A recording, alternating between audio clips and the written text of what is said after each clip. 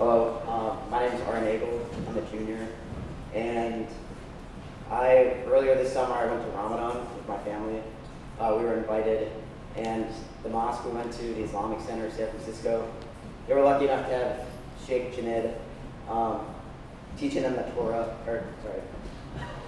teaching them the Quran. And he was incredible when we heard him speak. We went back multiple times. And we're lucky enough that he came back to San Francisco and made this a priority to come and talk to us. So he's going to start with an introduction of who he is and where he's from, and then recite a verse from the Quran, and then we're going to go into some questions that I have from the survey, and also any open questions that you have, and you can be called on. So please welcome Sheikh Junaid.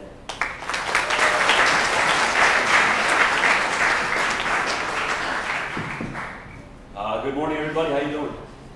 So I want this to be totally relaxed, informal. I don't want you guys to feel like, it's too formal or can I ask? Nothing's off limits. You can ask me all the questions.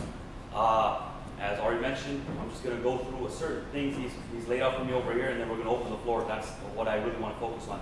So you know what? I'm going to open with the recitation of the Quran. How many of you have heard a recitation of the Quran ever in your life? Okay, so the majority, or the vast majority of you haven't, and this is a great opportunity, and it's actually an honor for me to actually render the first recitation of the Quran for yourselves. So here I go, and this is in the Arabic language, and this is exactly how the Quran organically is recited throughout the world, 1.5 billion Muslims, and this is how it goes.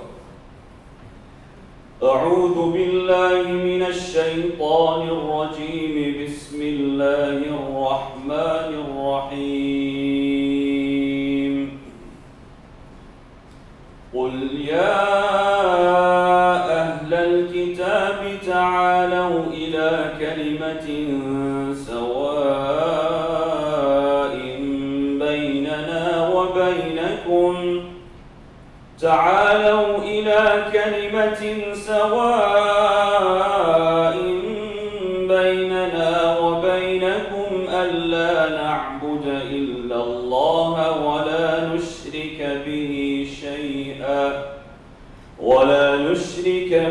شيئا ولا يتخذ بعضنا بعضا أربابا من دون الله فإن تولوا فقولوا اشهدوا بأننا مسلمون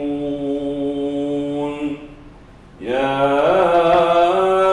أهل الكتاب لم تحاجون في إبراهيم وما أنزلت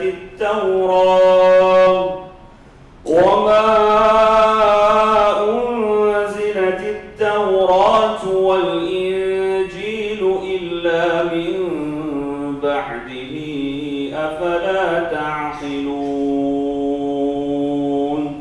صدق الله العظيم. So the short recitation I just gave, you guys, what did he say? So just basically what's being said in this passage here, this is actually the 3rd chapter and the 63rd verse of the 3rd chapter of the Holy Quran. The Almighty, God the Almighty, we refer to as Allah. So Allah, God, synonymous, says to the Prophet Muhammad. And just as we believe as Muslims, Jesus was the Prophet and the Apostle of God, so was Prophet Muhammad. He was also a Prophet and Messenger of God the Almighty.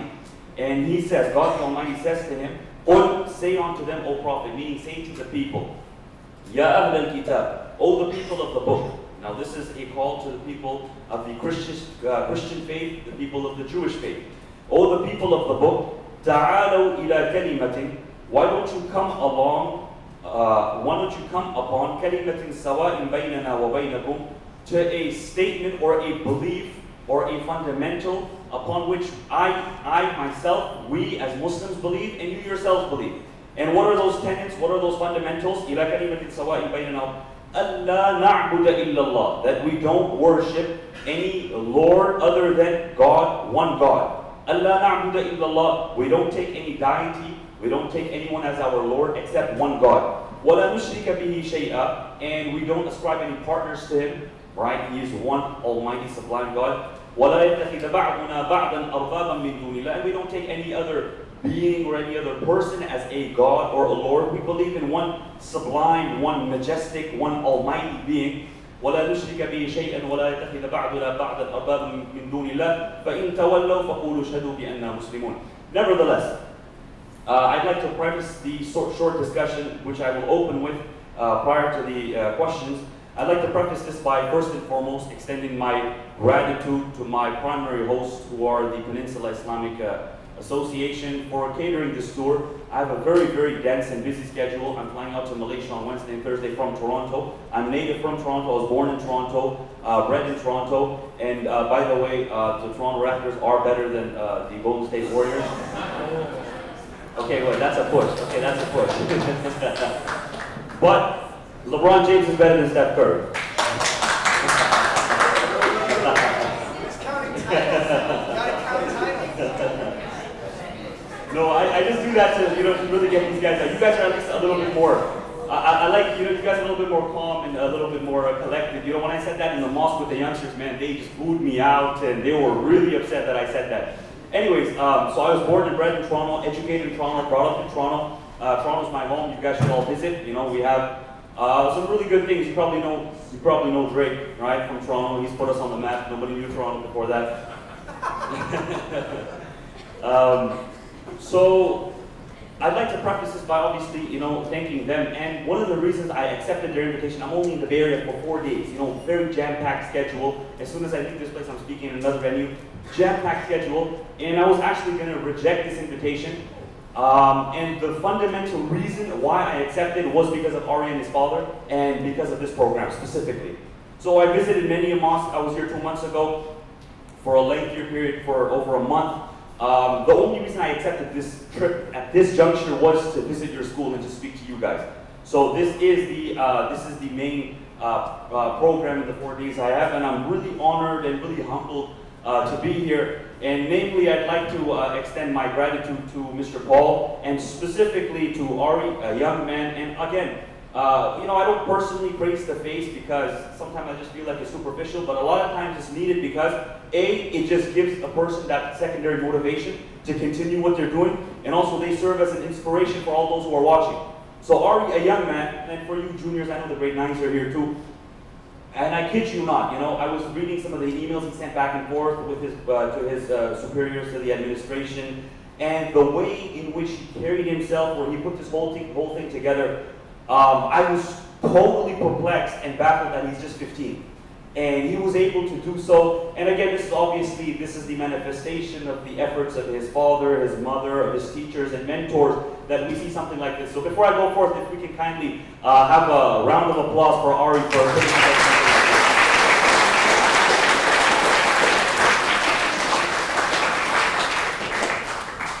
So we have an agenda. I don't know if you know the agenda, but basically I'm going to speak for a few moments, and I just want to go straight into tackling your questions. But even when I open my discussion here, I'm going to open it with a question. And that is, what do you know about Islam? Or what have you heard about Islam? Like, whatever you've heard, there is no wrong answer. There is nothing wrong you can say. I want to know what you've heard, what you've seen, what you've witnessed, what you've been told. Just tell me, what do you know about Islam? What do you think about Islam? Yes, thank you, great man. I've heard that they have arranged marriages. They have arranged marriages, okay, we can talk about that. What else have you heard? Young man back there? They pray 5 times a day. Wow, okay, you know that too, 5 times a day. Awesome. How about you? They have Sorry, about? Very specific rules about iconography. Oh, okay. All right. Okay, I like that. Any other questions? Can we have some of the girls speak? The girls are actually the most brave.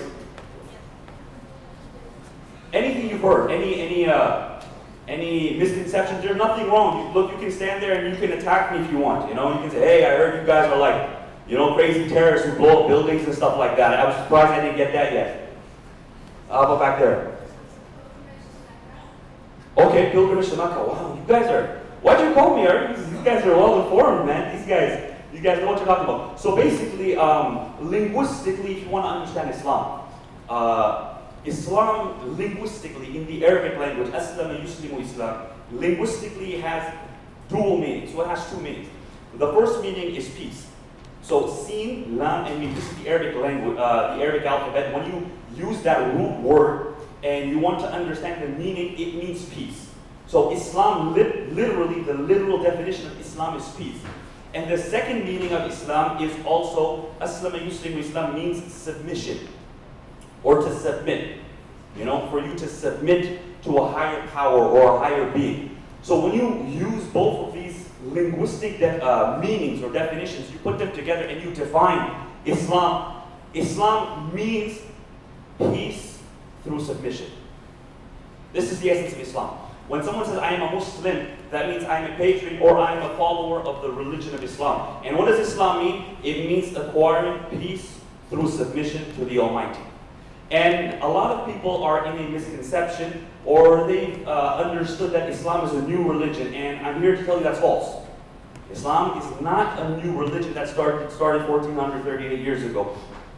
Islam is actually the culmination to all religions, all godly, divine religions, and is the Abrahamic faith. And you probably studied this in your theology class. I was going through the description of your school. You know, it's good to see you guys are studying theology. From the Abrahamic faiths, the popular, or what stands out about the Abrahamic beliefs is that they are a monotheistic faith. So they believe in one sublime being, one God. One God. And this is the essence of an Abrahamic faith. So that's what Islam is. Islam, literally, we don't come and, or it hasn't emerged and we say that Prophet Muhammad, peace and blessings upon him, was a prophet and only, no. We believe that Prophet Muhammad was a prophet of God. Just as Jesus, peace and blessings upon him, was a prophet of God. Just as Moses, peace and blessings upon him, was a prophet of God. Just as Abraham, peace and blessings upon him, was a prophet of God. Just as Jacob and John, peace and blessings upon all of the prophets, they were all the prophets of God. We believe them all to be the prophets, as well as Prophet Muhammad to be the final prophet in the galaxy of the prophets.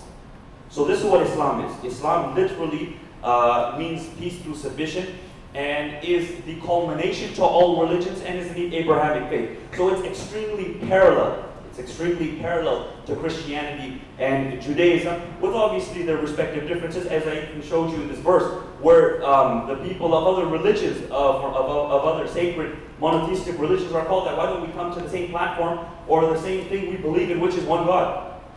Right? So that's Islam.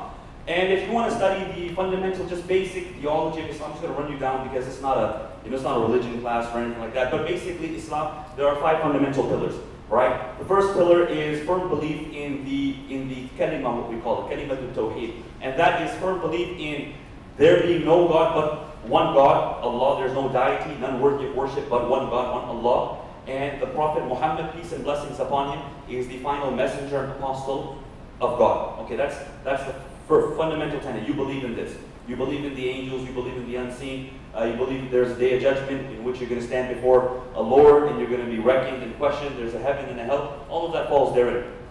Thereafter, we pray 5 times a day, as the young man at the back he mentioned, right? We pray 5 times a day. And there's a lot of intricacies, and there's a lot of wisdom behind why you pray 5 times a day. Unfortunately, and I will come along when we have the questions, that we're living in a society that has been stripped, from this quality of prayer. And prayer, even for those who were not so religiously oriented, it served this hope. And as people of faith, we believe that prayer is powerful, and supplication to your Lord, can change events and whatnot. But just prayer for its raw essence, it serves a lot of hope for people. And today we're living in a hopeless society, and people are using all sorts of mediums for escapism, be it drugs, be it movies, be it, whatever the new form of momentary escapism is, right? You just cover the problem, you don't tackle it at the roots. Nevertheless, I don't want to rant and digress. So, 5-time prayer, that's there. And then the young man over there, he mentioned the pilgrimage, or somebody mentioned the pilgrimage. And what the pilgrimage is, that you visit Mecca. And that's located in Saudi Arabia. You've probably seen the black rock, everybody walking around and praying around. So it's not the rock they're praying to, right? There's a sacred essence behind the rock, and that is, we believe that is the first house of God. It was first founded, or it was built by Adam, Prophet Adam, peace and blessings upon him. And obviously when the storm came, the time of Prophet Noah, or Nuh, peace and blessings upon him, it was destroyed. And then Abraham with his son Ismail, they both recreated that house, and that's where people go to perform the sacred journey. It's a religious journey people go, and they undergo once in their lifetime if they have the financial means to do so. That's another pillar of the faith. The fourth pillar of the faith. So we had prayer, we had the fundamental belief, we had prayer, we had pilgrimage. The fourth is charity. And this is, again, we are attacking the spiritual concept, but also, outwardly, what are we doing to manifest this faith? And what it is, we call it zakat. And zakat is 2.5% of your, not earnings, your savings.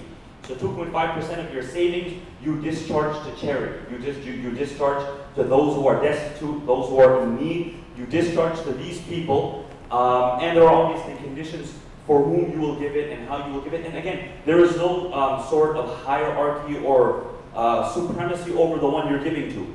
Rather, the underlying understanding behind that is actually you feel humbled that they are accepting your charity. Right? You don't have any sort of upper hand. A lot of times people have, monetary or even, sometimes verbal generosity, but they have ulterior motives hidden therein. So I do this for you, but I know ultimately I'm going to get out of this person. And sometimes when someone's stuck under a loan, they're not able to say no, and they feel obliged to do certain things they don't want to do. So it's 2.5%, without if or but, it's an obligation for you to discharge from your savings. And it's not for everyone. If you have a certain amount of wealth, there's a threshold. If you have this much wealth, if you're making this much money, then you will discharge this. It's not for all people. Some people are living hand to mouth, and they can't afford to give this zakat. So we had the fundamental Tawheed, which is the belief. We had the 5-time prayers. We had the pilgrimage. We have the zakat, and we are missing one more. Does anybody know what the fifth one is? Even the students at the back can speak, because they should know what the fifth one is over there. Yeah, the young man back there. Fasting. Awesome. The reason I kept that for last is because we just passed the month of Ramadan 2 months ago. You guys probably heard about fasting. And fasting is abstaining from food, drink, and conjugal relations with one's spouse from dawn to dusk. So all that you abstain from that, and there are a lot of reasons, and we don't have the time to really delve in. I know when Ari and his father were here, we talked about this, all the intricacies and the wisdom therein, that when you undergo that type of hunger, you feel this sort of empathy for those who are suffering across the globe. You feel an empathy for those who are hungry. There is this, because look, if we're sitting in our first world problems, what's my problem? What's my problem? I'm sad or upset in the morning, what's my problem? Well, I lost 2 followers on Twitter.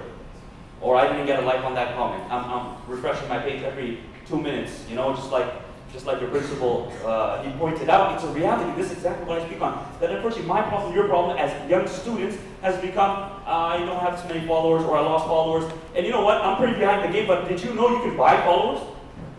I was blown away. I said, wow, people buy followers. And it's because your merit and your credit is based off of, or you feel this, the culture is made. And what I'm going to do here, let me just preface this, is I'm going to talk about Islam, but at the same time, I'd like to intertwine some pieces of advice for yourselves. As young students, as young professionals, as young men and women, you're going to go forward, and we pray for you. You develop intellectual prowess, and you dominate whatever respective fields you decide to go in. So I'm just going to intertwine this with some sort of advice I may have picked up in my humble years, or humble traveling, or I've learned from my mentors or teachers. And the wonder, as your principal pointed out, amazing, is that, you know what? We've become stuck into thinking that my value is what my social media is portraying. So now if I have 5, 6, 700, 1,000, 2,000, 3,000 followers on Instagram or on Twitter, then I feel like I have a worth. I feel like I have a worth. And somebody let you, if you believe this, then somebody let you down. And somebody didn't tell you that your value isn't what your social media account shows you. Your value is about yourself, the knowledge you have imbibed, the character you have developed. You know, I've seen people with thousands of followers, and you want to have a respectful conversation with them, and there's F's and B's in every third word, and there's a yo, and he's not able to cater to a respectful grammatically correct conversation.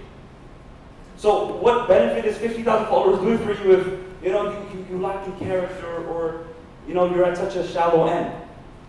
So we shouldn't get caught up in that. We shouldn't be caught up in that. We should be people that look, I am a person and I know my value and worth. I'm not arrogant, I'm not superior. Right? Like J. Cole says. I don't know how many of you guys like J. Cole, Kendrick Lamar took over. Right? But J. Cole says, look, I'm a man of the people, not above but equal. Right? I'm not above anybody. I'm humble. I'm there. I sit on the same pedestal as everybody else. Guys, I need your attention. We're going to open the floor and we're going to have a conversation. But I need you to take these things with me. I'm telling you, it's going to take you really far. And it's not because I'm saying I have something wisdom. No, it's because, sometimes people pick up wisdom from two places. Either, you're smart enough, you take it from your seniors. They got years of experience under their belt. So you learn from their mistakes. And then there are those people like myself, well, you don't want to take this advice of your seniors and you want to try for your own. So you have to stub your foot, your own toe into the wall, and then you realize, oh wait, hold on. Kicking the wall is not necessarily going to do me any good, right? Metaphorically speaking.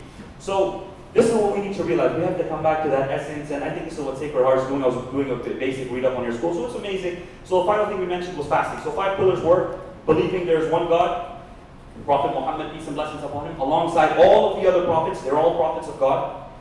Second, there's prayer 5 times a day for your spiritual self.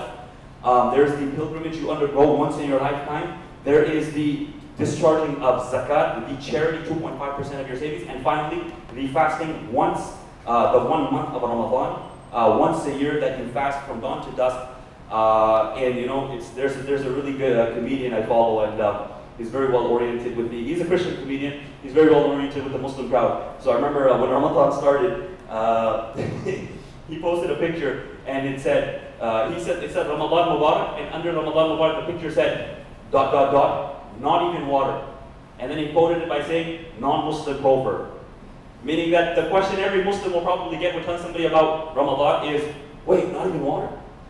It's like, wait, okay, I can't eat, I can't drink. Wait, hold on, not even water? Well, yeah, not even water. But you develop, and from the very many, one is to feel that sort of empathy, another is to build that resilience in oneself, to build that steadfastness in oneself. Very briefly touching on whoever may be affiliated with this type of philosophical thought, is that man is driven by stimuli, right? The modern world, or humans in general, are driven by stimuli. Now, this is what businesses manipulate, this is what people manipulate, to play you by your stimuli. And the difference between beast and human, right? The similarity in the two is stimuli, the need to drink, the need to eat, the need to consummate. That's in a beast, that's in a human. That's what makes you the same. What makes you above the beast is your character, your conduct, and your moral. So when you fast, you suppress that beast within to let the sublime nature and the angelic quality in man to reign supreme. That's why the Prophet, peace and blessings upon him, said that the worst utensil a man can fill is his stomach. Because when the stomach is full, right, and was one of the great scholars of Islam, he would say, "Ishghal nafsaka bil khayr wa illa shaghalatka fil batil." He would say that busy yourself in doing good, or Satan will busy you in doing evil. So if I'm not busy doing good to the world, then inadvertently I'm doing negativity. I'm bringing negativity. Because you're going to be doing one or the other.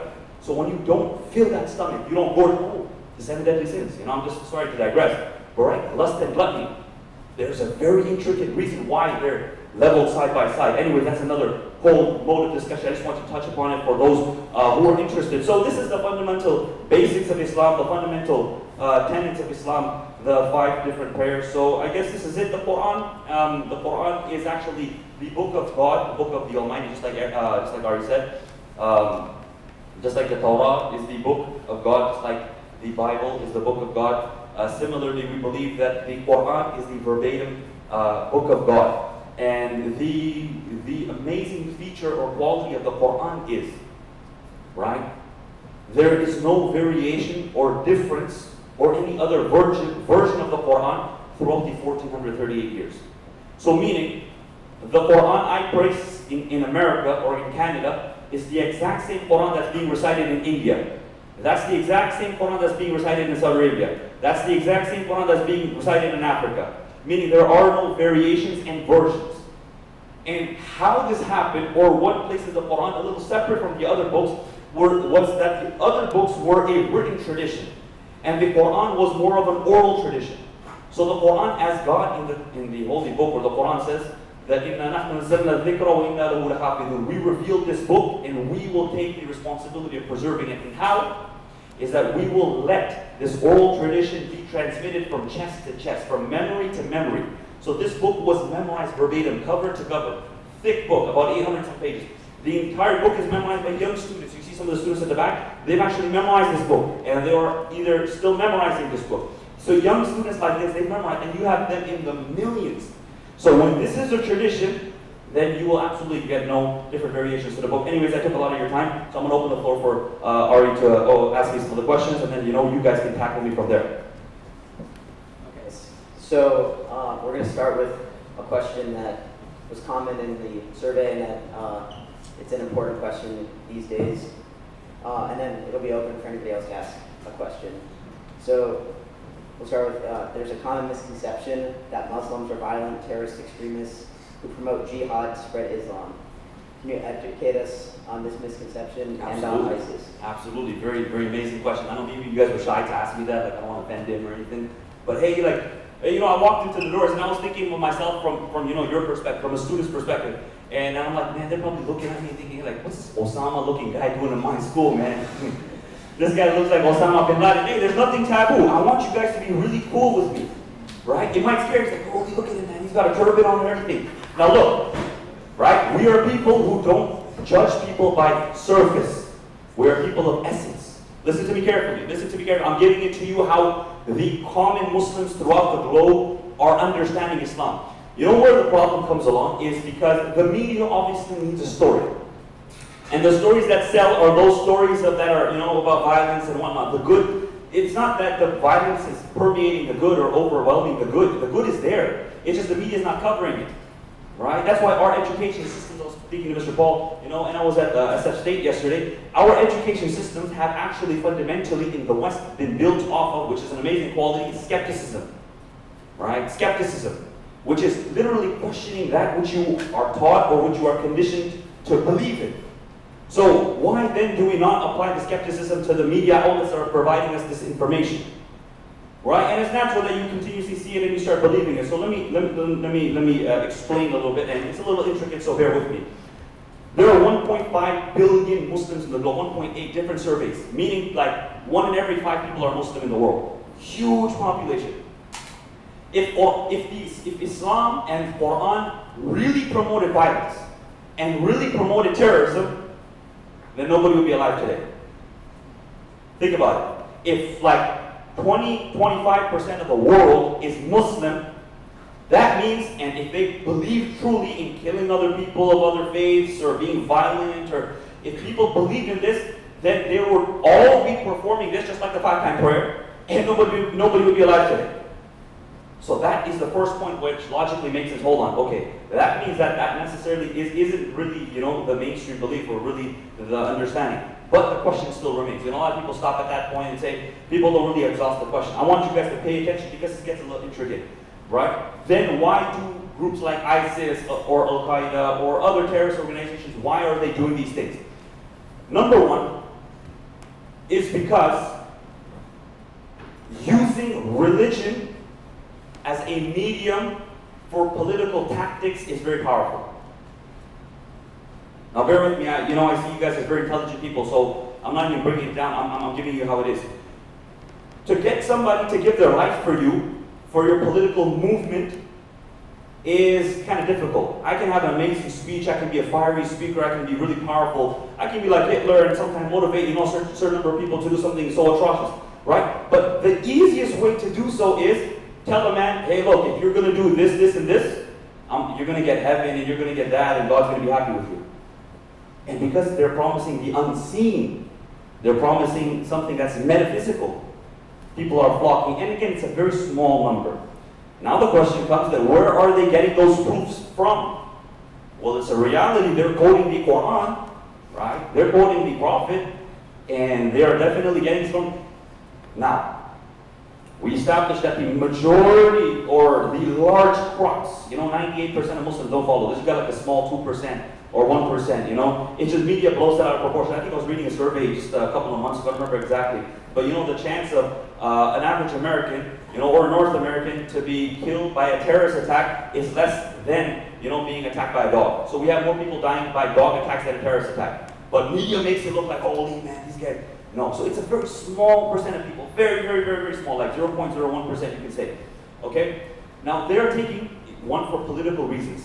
Now what are they doing? Because of shallow knowledge. I can tell you by confidence, as a scholar of this religion, that all of the scholars across the globe, even despite their differences theologically in jurisprudence, whatever their differences may be, have come together on a consensus to reject and condemn the ideology and the actions of ISIS.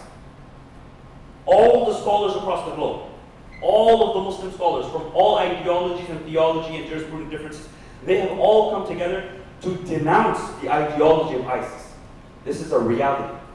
What ISIS is doing, that they are taking isolated verses or passages of the Quran. Now you guys are oriented with the Torah or the Bible, and you guys know there are verses that if you look at them isolated, or if you isolate that specific verse, you remove it from context. Context is key.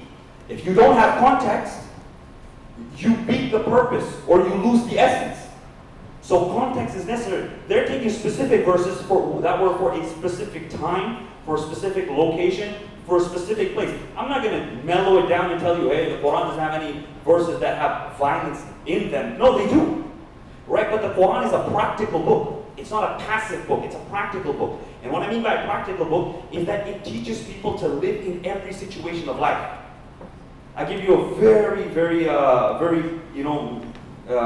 relevant or very current day or current news response. And that is, we know what's going on, in North Korea. And what that guy is doing with the atomic bombs, and it's a really turbulent time to be living.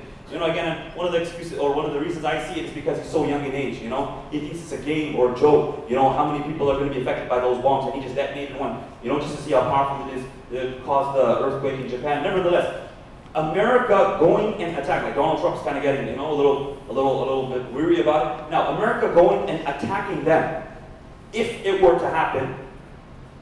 Would you say it's terrorism? Not necessarily. Or if they came as, Pearl Harbor was attacked by the Japs, they went and they attacked. Now, I'm not saying violence in any way, shape, or form is okay, but them responding or retaliating or having self-defense is not necessarily terrorism. So the Quran is a very practical book that does address those things for practical scenarios, practical places, for practical situations. Though that's not the essence or the theme of the Quran.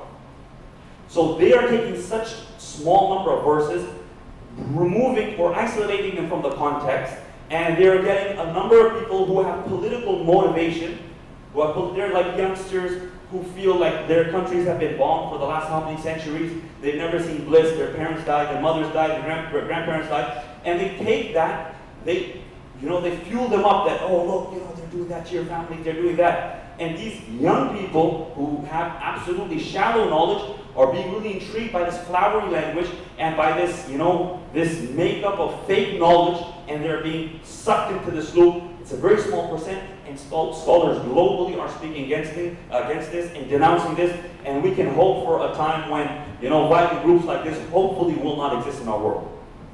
So, I know we have a lot of other questions, but I want to really exhaust this before we go forward. Does anybody have any questions regarding this?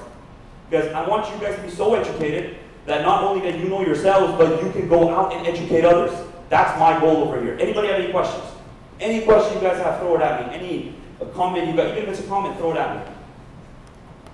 Yeah? Can you explain the Shia-Sunni conflict? Okay, I'm going to get to that. But specifically related to this, any questions? Okay. Now the young man, what he asked over there, very well, man. He looks like he's very well read. The Sunni and Shia conflict stems from a theological difference of opinion.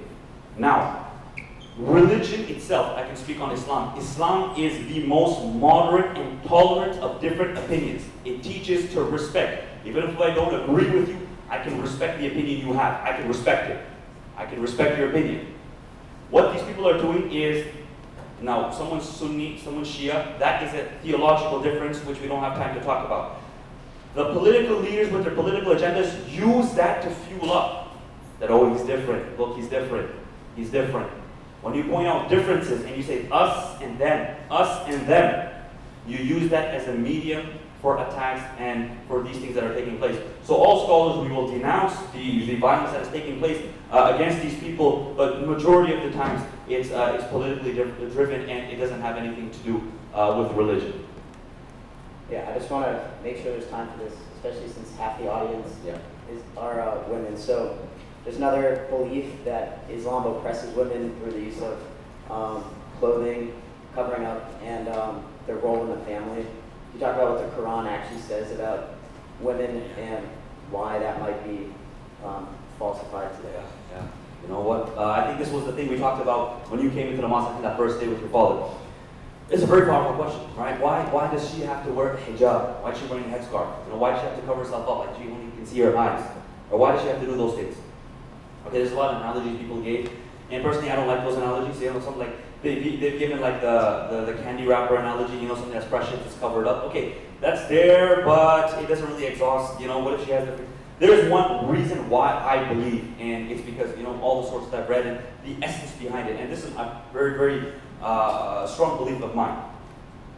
Okay, and that, look, guys, I'm gonna attack you guys a little bit. You know, it's because, you know, men generally from the beginning of time have been taking from women. You know, the whole feminist movement, whether you agree or not, right? The roots of that movement are sound and amazing. And that's centuries and generations of oppression. Women said, we've had enough. Right? We've had enough. Men have been taking from us from the beginning of time till now. They've just been taking from women. Now, the essence behind the hijab and the niqab. Men, by their nature, are very judgmental based off looks and appearance. This is a reality, okay? We have so many reports of workplace sexual harassment. I was looking at, you know, there was a certain research paper I came across, and I was looking at rape statistics, and I was tearing. Honestly, I was tearing. I couldn't fathom, you know, the numbers and how many were going unreported. Like, there's just an estimate. Like, I got really sentimental reading that. And what I saw here is that the biggest oppression to women is obviously what we know here, that when women are beaten or abused, that stuff is there. But this is also an oppression that we make the criterion by which we judge the freedom or the liberation of women, the more man-like she becomes. It's a little bit ambiguous, but, you know, listen to me carefully. So now, in the West, we have made the pedestal by which we judge a woman, the more man-like she becomes. So more man-like she starts acting, or talking, or dressing, or being, we say, okay, the more liberated she becomes. When the reality is, and what Islam teaches is, that a woman wasn't created to prove that she can do everything a man does. A woman was created to do everything a man can't do. A man, no matter how much he wants, can't conceive or bear a child. There is this mercy, there is this love, there is this affection God has placed inside a woman. This compassion and this empathy. You know, you look at this, I'm not saying it's the correct thing, but you see, and that's the example I gave there. You know, when a child is at school or whatever, and the mother has to go somewhere, she'll tell the father, oh, when my son comes, my daughter comes, you know, please take care of my son, you know, to hug him, tell him how much I love him, tell him mommy's going to come back soon, tell him the food is there, you know, tell him how much, you know, tell him I'm really sad I couldn't be here. All this sentimental, a lot of love, mercy, affection. The kid will come home and dad will say, yeah, your food is in the oven, go grab it. Right? The father won't echo those same sentiments. It's because the mother has this love and this affection. So the woman was actually created to do all of that a man cannot do. All of that a man cannot do. How does that tie in with the hijab or the niqab? Well, Well, we see in a lot of workplace forces, you know, quote unquote, women trying to break through the glass ceiling, right? That's what they refer to, the glass ceiling in the workforce. When they're trying to break through the glass ceiling, majority of the time, women are judged not for their credentials, not for their intellectual skill, not for their character or conduct. They are judged solely by their appearance. And forgive my language here, but literally, men are seeing them as objects of their desire. And this is so sad and so low. This is so sad and so low. Now, whilst preaching to the men that you should treat your women kindly, respectfully, honorably, right? The first injunction in the Quran before it tells women to cover up, it actually tells the men to lower their gaze. Tell men to lower their gaze. What are you doing? What are you doing? Looking and drooling, and you're judging her by how she looks. She's not an animal in the zoo that you're just going to look and base her off how her body looks, or how her hair is, or how her color is. That's so low and so, so sad. So men are told, lower your gaze, treat them with respect, treat them with kindness, treat them with honor. But that's still, we have a large, statistic of men who won't follow through on that. So as a protective measure for the women, when they cover themselves up, when their hair is covered or their face is covered, the men are now forced to talk to them not based off how they look, but who they are over here and who they are over here. So now I'm talking to her, and I'm not looking at how her hair looks or how her body looks, and I'm judging her because of that. No, now I'm speaking to her for who she is, the words she is saying, the character she has, the qualities she encompasses within herself, the knowledge she has imbibed. That's how I see her, and this is the essence and the reality and the true teachings of Islam when it comes to gender roles. So the women are not forced. This is not a choice. This is not a forceful thing that is told when women are forced to wear the hijab by their husbands or their fathers or their parents. No, you go and ask girls who wear the hijab, and they will tell you this is a choice of mine. Right? They will tell you, and they will tell you that this is a choice of mine. Because you'll see a lot of Muslim girls who don't feel comfortable, and they don't wear it. Right? So the religious standpoint is that yes, they should wear it, and they should wear it not for the men, not because their dad or husband or anybody else wants, because this is what their Lord wants. This is what He has asked them to do with this wisdom in mind, and this is why they wear the hijab or the niqab. Thank you. Thank you very much. Now we're out of time, but if any of you have any questions, stay a couple minutes afterwards, or you guys can stay a couple minutes afterwards, or any specific question at the moment. Hopefully, we can just take a few moments. Yep. Can you tell us about arranged marriages? Arranged marriages. Okay, this is again a dense topic. You guys are mad. You guys are all hitting all the good things on, right on the head. There's no such thing as arranged marriages in Islam.